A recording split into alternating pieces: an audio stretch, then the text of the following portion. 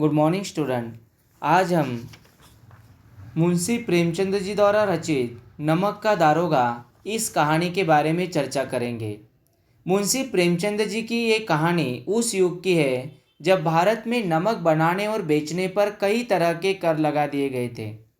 इस कारण भ्रष्ट अधिकारियों की चांदी हो गई थी। जो भी भ्रष्ट अधिकारी थे, घूस लेते थे, वो अधिकारी इस प्रकार धन कमाते थे कि हम बता नहीं सकते। और नमक विभाग में काम करने वाले कर्मचारी दूसरे बड़े से बड़े विभागों की तुलना में अधिक ऊपरी कमाई कर रहे थे, क्योंकि वहाँ पे रिश्वतखोरी का काम होता था और ये ज़्यादा पैसे लेकर दूसरों को ये तस्करी करते थे नमक की, और इस प्रकार से वो ज़्यादा धन कमाते थे।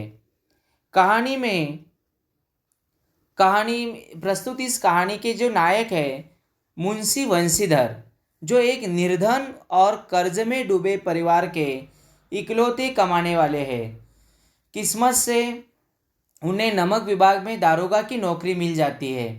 अतिरिक्त आमदनी के अनेक मौके मिलने और वृद्ध पिता की नसीहतों के बाद भी उनका मन अपने धर्म से डिगने को तैयार नहीं होता। ये जो मुंशी वंशीधर है वो एक ईमानदार और एक कर्ज में डूबे परिवार से होते हैं, लेकिन वो अपने धर्म को छोड़कर कोई गलत काम नहीं करते। किसी से रिश्वत लेंगे या लालच उनके मन में नहीं होता है। देखिए, वृद्ध पिता की पूरी ये मौके आदि ये सब कुछ होने के बावजूद भी वो अपने धर्म से नहीं हटते। एक दिन अचानक उन्हें नमक की बहुत बड़ी तस्करी के बारे में पता चलता है और वे वहाँ पहुँच जाते हैं।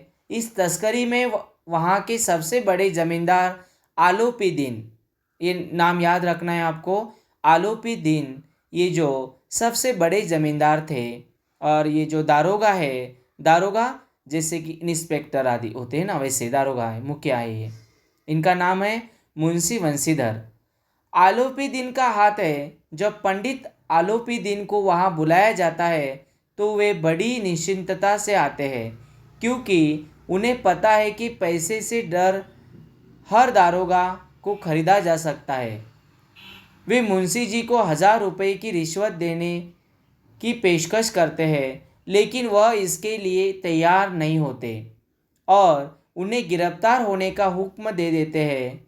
रिश्वत की रकम बढ़ते बढ़ते 40,000 तक पहुंच जाने के बाद भी वंशीधर का मन नहीं डिगता।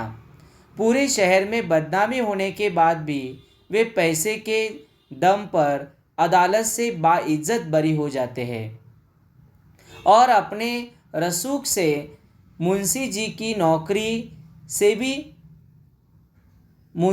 नौकरी से भी हटा देते हैं। कौन हटा देते हैं? देखिए, आलोपी दीन, क्योंकि आलोपी दीन जो 1000 से लेकर 40,000 तक की रिश्वत वो मुंशी वंशीधर को देना चाहते हैं। लेकिन वंशीधर जो है ये एक नेक, ईमानदार, एक धर्म के रास्ते पर चलने वाले एक नेक इंसान, एक नेक अफसर थे। वंशीधर की मुसीबतों का कोई ठिकाना नहीं रहता। पैसे की तंगी के साथ साथ उन्हें घरवालों के गुस्से का भी सामना करना पड़ता है। तभी अचानक एक दिन आलोपी दीन मुंशी जी के घर आकर उन्हें अपने बढ़िया वेतन और अनेक सुख सुविधाओं के साथ पूरे व्यवसाय और संपत्ति का प्रबंधक नियुक्त कर देते हैं, क्योंकि वे उनकी ईमानदारी से बहुत प्रभावित होते हैं। अब ये मुंशी वंशीधर जो है उनको काम से निकालने की भी बात करते हैं, काम से निकाल देते हैं।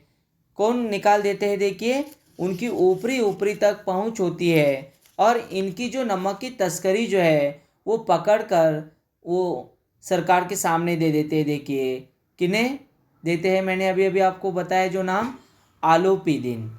आलोपी दीन जो है उनकी पहुंच बहुत ऊपर तक होती है और इसीलिए उनको नौकरी से भी हाथ धोना पड़ता है मुंशी वंशीधर को। जब नमक का नया विभाग बना और ईश्वर प्रदत्त वस्तु के व्यवहार करने का निषेध हो गया तो लोग चोरी छिपे व्यवहार करने लगे थे और इस प्रकार से क्या हो जाता है देखिए, पूरा का पूरा ये जो चोरी छुपे व्यवहार आदि कर रहे थे, और उसी समय ये मुंशीधर को उधर दारोगा के रूप में भेजते हैं। धैर्य अपना मित्र, बुद्धि अपनी पथ प्रदर्शक और आत्मावलंबन ही अपना सहायक था, लेकिन अच्छे शकुन से चले थे। जाते ही जाते नमक विभाग के दारोगा पद पर प्रतिष्ठित हो गए। वेतन अच्छा और ऊपरी आय का तो ठिकाना ही न था। वृद्ध पिताजी को सुख संवाद मिला तो फूले न समाये।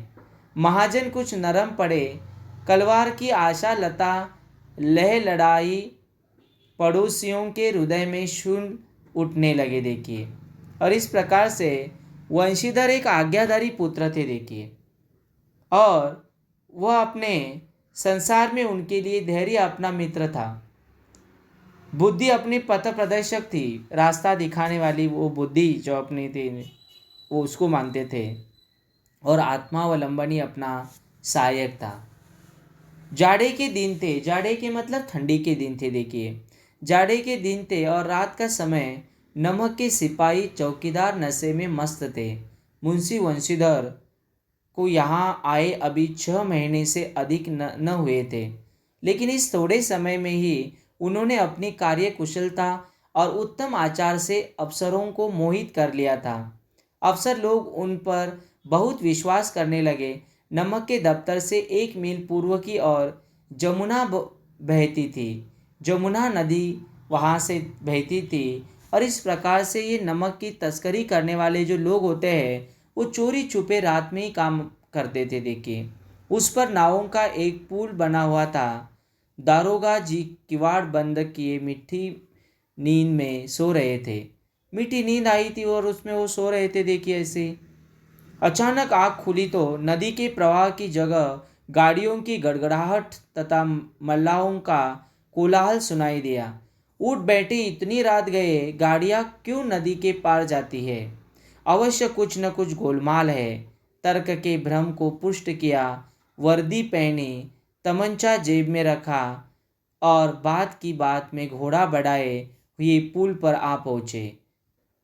गाड़ियों की एक लंबी कतार पुल के पार जाती देखी। डांट कर पूछा, किसकी गाड़ियां हैं? थोड़ी देर तक सन्नाटा सा रहा। आदमियों में कुछ कानफूसी हुई।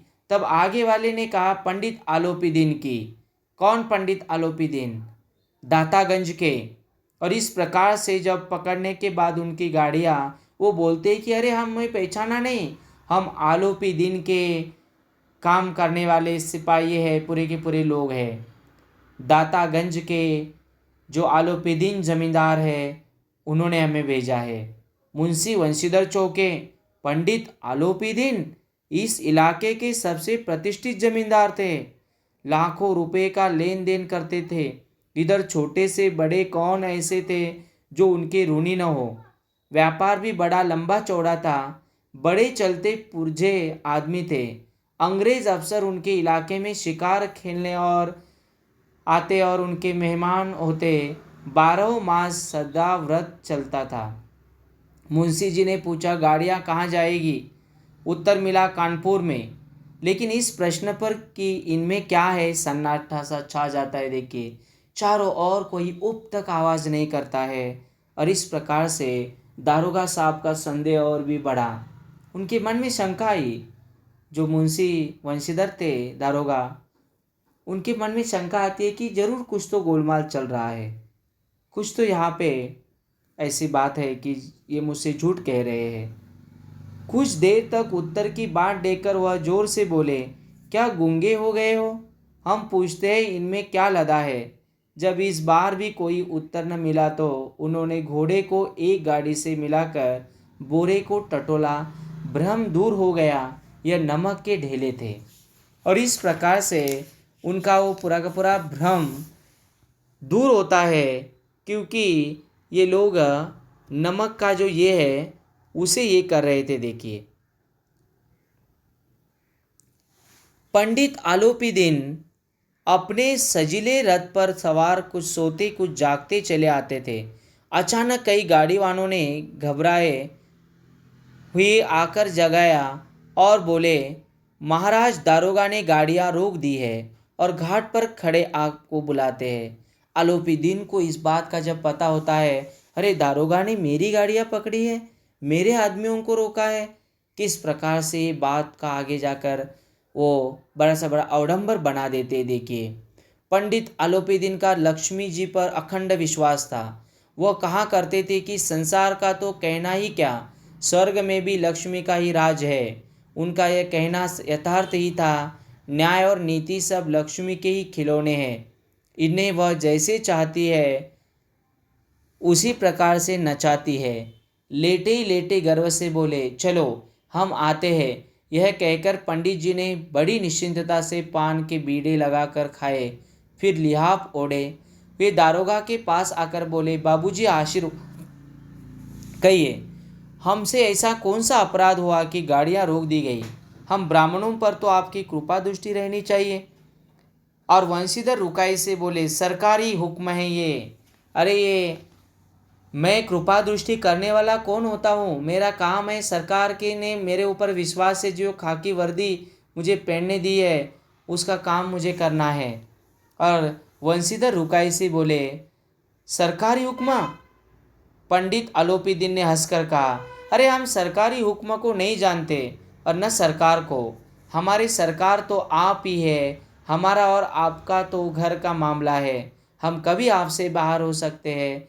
आपने व्यर्थ का कष्ट उठाया।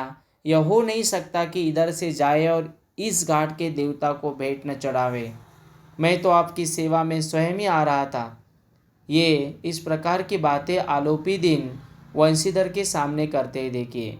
वंशीधर पर ऐश्वर्य की मोहिनी वंशी का कुछ प्रभाव न पड़ा, क्योंकि वो ईमानदार थे। ईमानदारी की नई उमंग थी। कड़क कर बोले, हम उन नमक हरामों में से नहीं हैं जो कौड़ियों पर अपना ईमान बेचते फिरते हैं। आप इस समय हिरासत में हैं। आपका कायदे के अनुसार चालन होगा और इस प्रकार से आपको चलना होगा। देखिए, बस मुझे अधिक बातों की फुर्सत नहीं है। जमादार बदलू सिंह, तुम इन्हें हिरासत में ले चलो, मैं हुक्म देता हूँ। और इस प्रकार ये दारोगा साहब जो वंशीधर है, वो अपने जमादार, अपने एक हवालदार को ये देता है, हुक्म देता है कि बदलू सिंह को तुम इन्हें हिरासत में ले चलो, ये मेरा हुक्म है, हम इनको जेल लेकर जाएंगे। पंडित आलोपीदीन स्तब्धित हो गए। गाड़ी वानों में हलचल मच गई। पंडित जी के जीवन में कदाचित यह पहला ही अवसर था कि पंडित को ऐसी कठोर बातें सुननी पड़ी। देखिए, इससे पहले पंडित जी ने कभी इस प्रकार की बातें नहीं सुनी थी। देखिए, बदलू सिंह आगे बढ़ा, किंतु रूप के मारे यह साहस न हुआ कि उनका हाथ पकड़ सके। पंडित जी ने धर्म को धन का ऐसा निरादर करते कभी न देखा था। विचार किया कि यह अभी उदंड लड़का है, माया मोह के जाल में अभी नहीं पड़ा, अल्लड़ है, झिझकता है। बहुत दिन भाव से बोले, बाबू साहब ऐसा न कीजिए, हम मिट जाएंगे, इज्जत धूल में मिल जाएगी। हमारा अपमान करने से आपके हाथ क्या आएगा? हम किसी तरह आपसे बाहर थोड़े ही हैं। वंशीधर ने कठोर स्वर में कहा, हम ऐसी बातें नहीं सुनना चाहते। आलोपीदीन ने जिस सहारे को चट्टान समझ रखा था वह पैरों के नीचे खिसकता हुआ मालूम हुआ। देखिए, और इस प्रकार की ये जो बातें हैं, स्वाभिमान और धन ऐश्वर्य को कड़ी चोट लगी। आलोपीदीन इतने सालों से क्या सोचते थे कि ये सभी के सभी जो दारोगा, जो पुलिस अफसर होते हैं, इंस्पेक्टर, वो रिश्वतखोर होते हैं। उनको हम थोड़ी सी रिश्वत देंगे तो वो हमारा माल पूरा का पूरा ऐसे ही हमें ले जाने देंगे। लेकिन मुंशी वंशीधर नेक रास्ते पर चलने वाले एक ईमानदार अफसर होते हैं, और इसी प्रकार से वो उनको विरोध कर देते हैं और अपने जमादार बदलू सिंह को हुक्म देते हैं कि इनको अपनी रियासत में ले लो। आगे के क्लास में हम इसका जो बचा हुआ भावार्थ है उसके बारे में देखेंगे। अभी जो आपको मैंने बताया है उसमें बहुत सारी बातें जो है वो महत्वपूर्ण है, जैसे कि बड़े प्रश्न आदि लिखते समय। तो जब भावार्थ आपको इसका मैं पीडीएफ के माध्यम से सेंड करूँगा, उसे भी लिखना है और इस ऑडियो को आपको सुनना है। यदि कुछ समझ में नहीं आया तो आप पूछ सकते हैं। धन्यवाद।